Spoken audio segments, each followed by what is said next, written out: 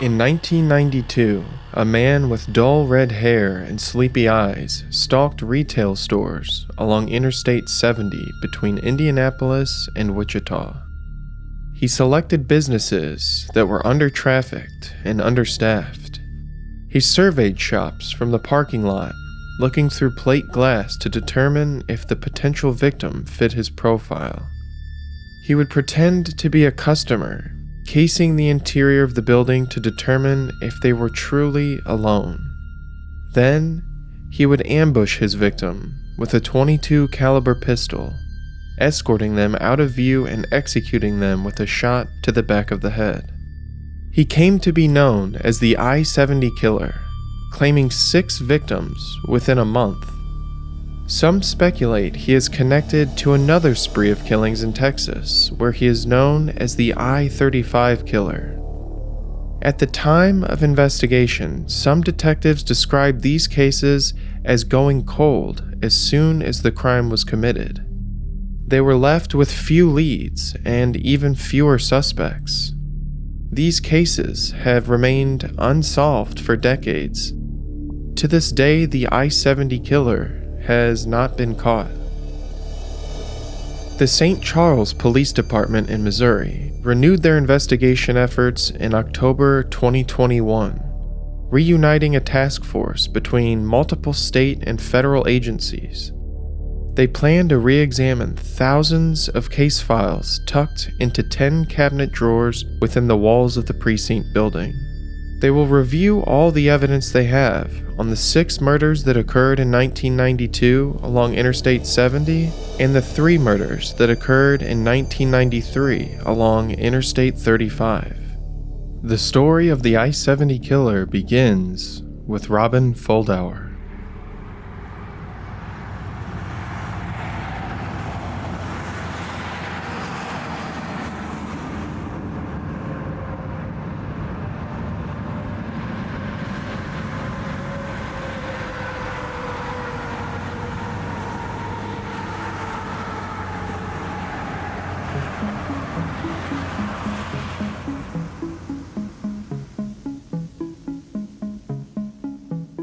On April 8, 1992, Robin Foldauer, age 26, had to cover the afternoon shift at Payless Shoe Source when one of her employees called off. She was the manager, and the store only had 2 full-time employees with several part-timers. The limited staff meant this wasn't her first time being called in, and she would likely have to work the store alone. Located on the outer edge of Indianapolis at 7325 Pendleton Pike, the store had lax security measures. There were no cameras or alarm systems. The only precaution was a buzzer that notified employees when someone entered the store. Police are uncertain of the specifics of that afternoon. They would later review transactions conducted at the register to determine a timeline. The last purchase occurred at 1:12 p.m., including 1 pair of men's shoes and 1 pair of women's shoes. Police believe that shortly after, Foldauer was escorted to the storage room in the back of the building. There, she was fatally shot with a .22 caliber pistol. The perpetrator emptied the register and left through the rear exit. In the passing hours, potential customers arrived, and seeing the store unattended, they stole shoes, unaware of Foldauer in the back of the store. It wasn't until a worker from the Speedway gas station next door arrived that Foldauer was finally discovered.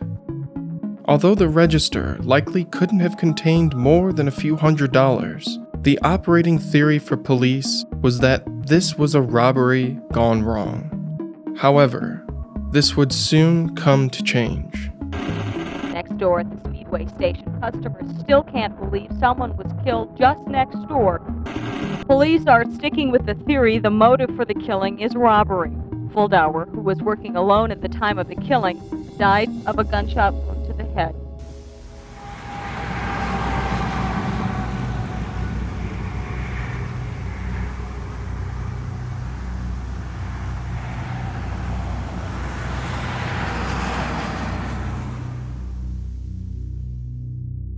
Patricia Smith and Patricia Majors, ages 23 and 32, worked at La Bride d'Elegance, a bridal shop at 4613 East Kellogg in Wichita, Kansas. Majors owned the store with her husband, and Smith was a part-time employee who was working as a bridal consultant while pursuing a nursing degree. The store was scheduled to close at 6 p.m. that night. However, the two women planned to stay late for a male customer who needed to pick up a cummerbund. Smith's husband, Norman, waited up for her, and when she didn't return home after work at 6:15 p.m., he called the store. There was no answer. Police believed the two women opened the doors to a man thinking their customer had arrived. Tragically, it was the I-70 killer, armed with a .22 caliber semi-automatic firearm. He led the two women to the back of the bridal shop, to a room that served as a work area and office. It was there that he shot both women in the back of the head. The perpetrator emptied the register, and as he was fleeing the store, he encountered the male customer who had arrived to pick up his cummerbund. He ordered the man into the store at gunpoint, but in an act of defiance, the man refused and fled the scene, luckily without incident. This witness would later provide police with a sketch of the perpetrator. He was described as 5'7" and 150 pounds with dull red hair cut short. His face was stubbled.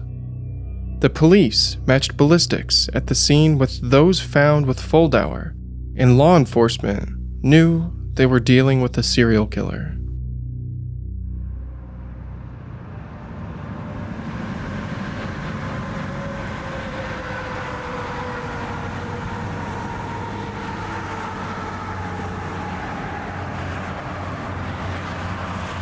Michael McCown, age 40, was working at Sylvia's ceramic shop on April 27, 1992. Located at 2615 South 3rd Street in Terre Haute, Indiana, the store belonged to McCown's mother. With no video evidence or witnesses, detectives have tried to recreate the chain of events. It's likely that McCown was directed by a customer to retrieve a small white ceramic house on a shelf behind the counter. When he turned to grab the house, he was shot at close range to the back of the head. Some sources cite gunpowder stippling at the wound, suggesting the barrel of the gun was less than 4 inches away. The register had not been emptied, and $15 remained in McCown's pocket. However, his wallet was gone. The slaying of Michael McCown differed in many ways from the modus operandi of the I-70 killer. McCown was the sole male victim, and he was not escorted to a back room. It has been widely reported that McCown had long hair and an earring at the time of death, suggesting he could have been mistaken for a woman. However, this has been called into question. One of his sisters revealed that McCown had short hair at the time of the killing. Additionally, at such close range, it would be difficult to mistake his gender. These differences suggest the I-70 killer could have been more opportunistic than originally profiled. McCown may not have fit the preferred victim profile, but he was slain anyway. It may also suggest that the I-70 killer was less spontaneous than originally believed. It's important to note that Sylvia's store was typically operated by McCown's mother. Perhaps the store had been surveyed at a previous date, identifying McCown's mother as a preferred victim, only to discover her son at the register on April 27th.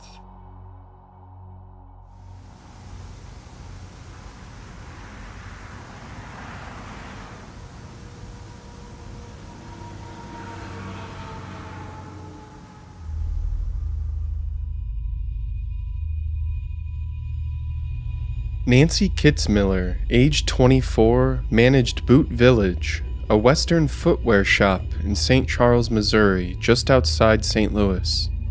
She had recently graduated with a degree in geography from Oklahoma State, and she was weeks away from starting a job with the Defense Mapping Agency.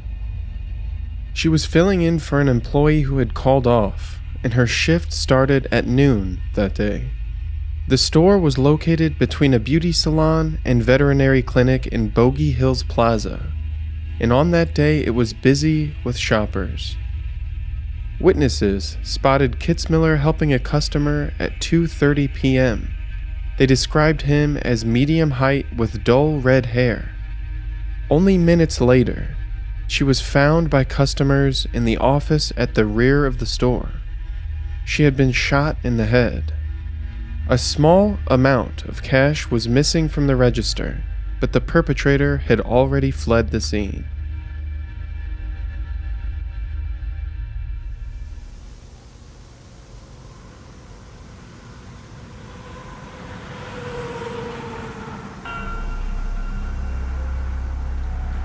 On May 7th, 1992, Sarah Blessing, age 37, opened the Store of Many Colors around noon. The New Age shop was located in Raytown, Missouri, near Kansas City, in the Woodson Village Shopping Center.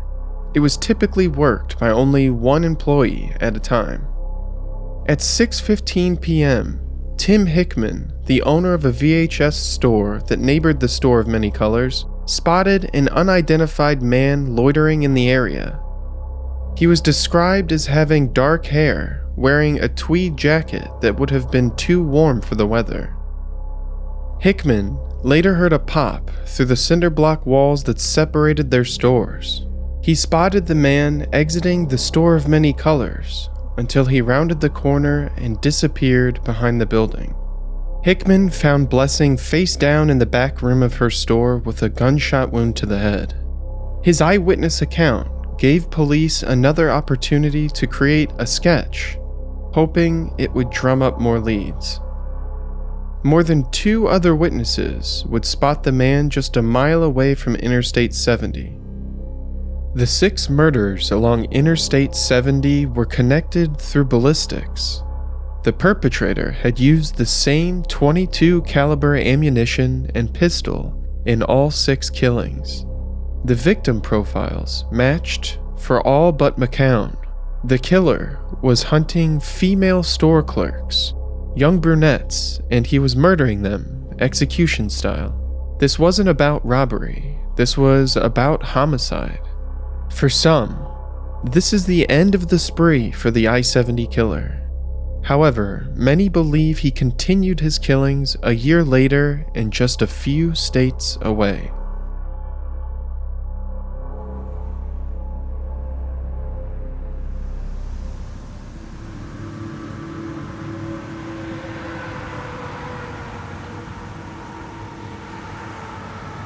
Mary Ann Glasscock, age 51, owned and worked the register at Emporium Antiques in Fort Worth, Texas.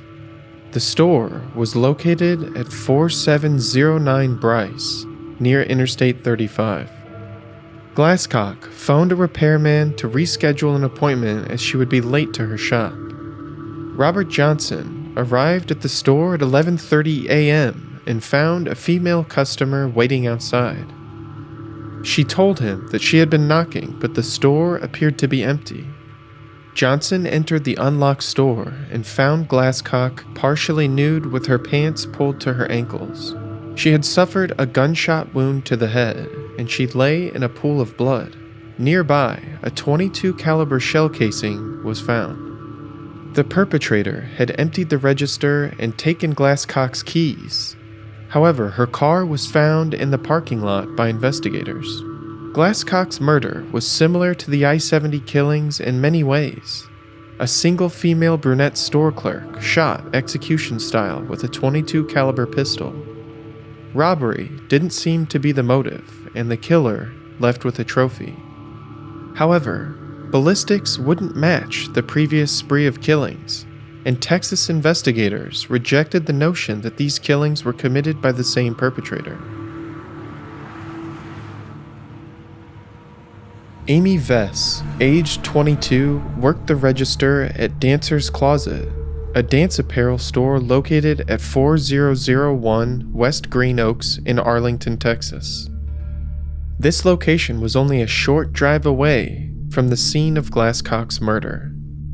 Similar to Nancy Kitzmiller, Vess was not meant to be working on that evening. She had been called in to the dance shop to cover a shift. Sometime between 6:15 p.m. and 6:22 p.m., a stranger entered the store and ordered the woman to the back room. There, he shot her twice, once in the neck behind the left ear and once in the back of the head. As he fled the store, he emptied the register of $200 and disappeared. One source reported that the neighboring store owner saw a strange man in the parking lot at 6:15 p.m. He was wearing a wig and white headband. When investigators of the I-70 killings heard about Vess, they were anxious to connect the cases. They identified the matching MO and victim profile, proposing that ballistics didn't match because the killer had simply switched weapons. Again, Texas investigators were reluctant to connect the cases. They admitted there were similarities, but they remained unconvinced. Vicki Webb, age 35, worked the register at Alternatives Gift Shop. It was located in the Rice Village shopping district, across from Houston's Rice University. It was 10 a.m. that Saturday when a short man with shaggy hair, estimated at 50 years old, entered the store briefly, leaving only to return a little more than an hour later. He spoke at length with Webb. He told her his niece was on her way to meet him. Similar to his interaction with McCown, he attempted to purchase an item, a small copper picture frame. During the transaction, he shot Webb in the back of the neck, and the bullet struck her between the second and third vertebrae. She was paralyzed from the waist down, but still alive. The man jumped the counter and emptied the register of $75. Then, he pulled Webb's pants to her ankles, just as he had done with Marianne Glasscock. He put the gun to her head and pulled the trigger, but the gun misfired. He laughed at this, but before he could clear the jam, he was startled by a vehicle outside and fled the scene. Webb was even luckier, as doctors discovered she had an abnormally large spine, which allowed her to rehabilitate after her injury, regaining the ability to walk after just 3 weeks. Webb would be the only surviving victim.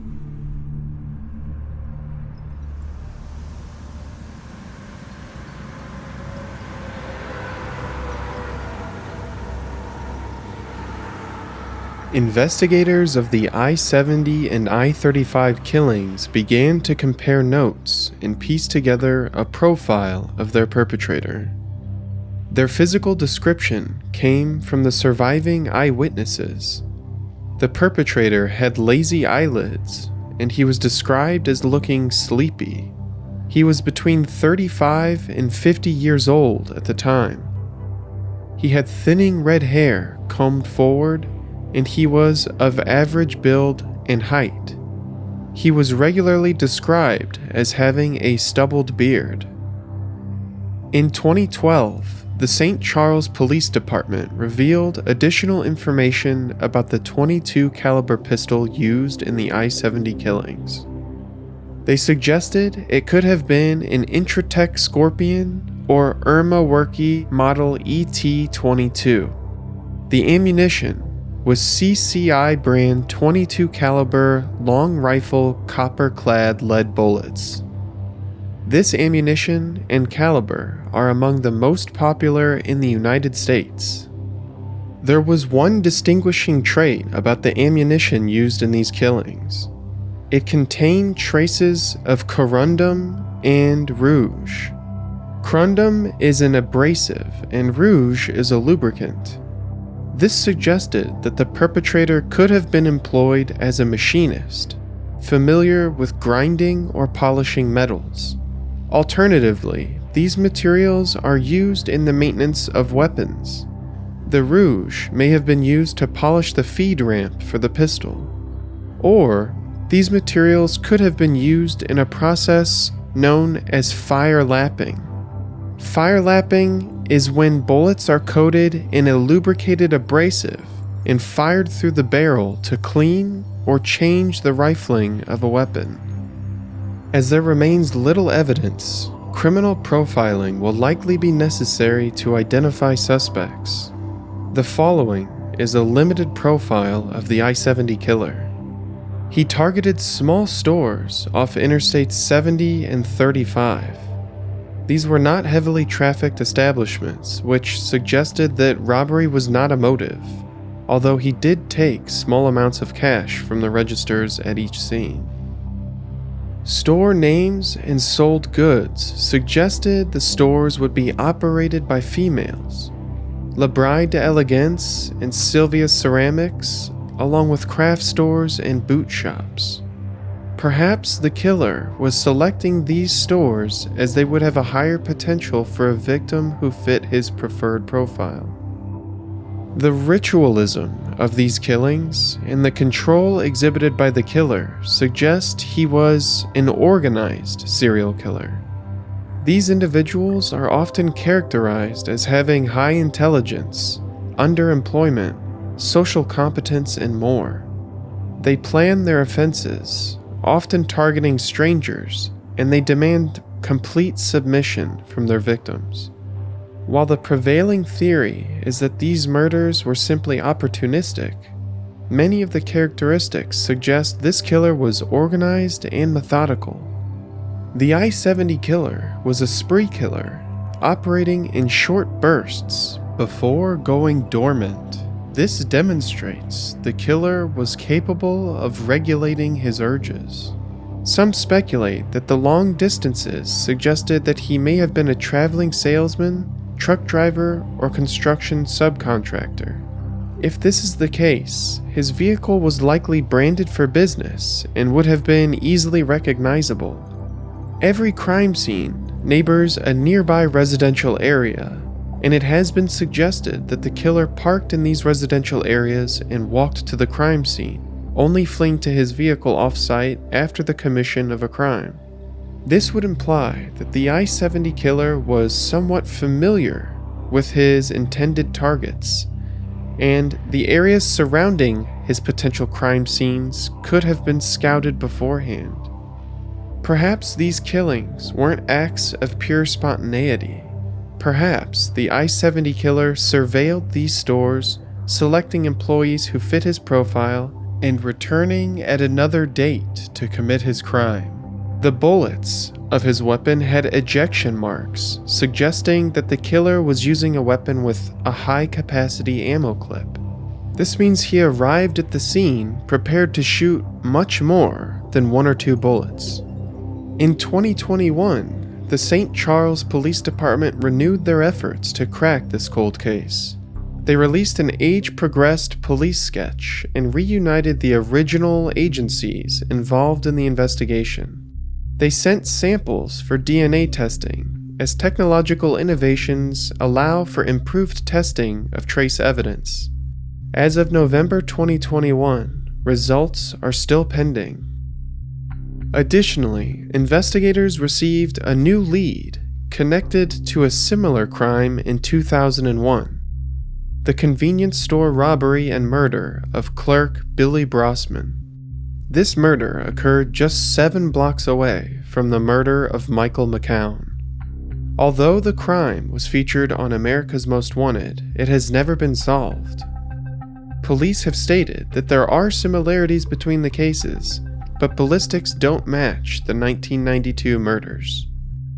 Others have suggested that deceased serial killer Neil Falls could have been the I-70 killer. In 2015, Falls attempted to abduct a sex worker, Heather Saul, in her home in West Virginia. During the attempted abduction, Saul broke free and fatally shot Falls. When investigating the crime scene, police found handcuffs, knives, bulletproof vests, shovels, machetes, hammers, and more in Falls' trunk. Police connected objects in his vehicle to 9 other murdered women, some of whom were located in Illinois.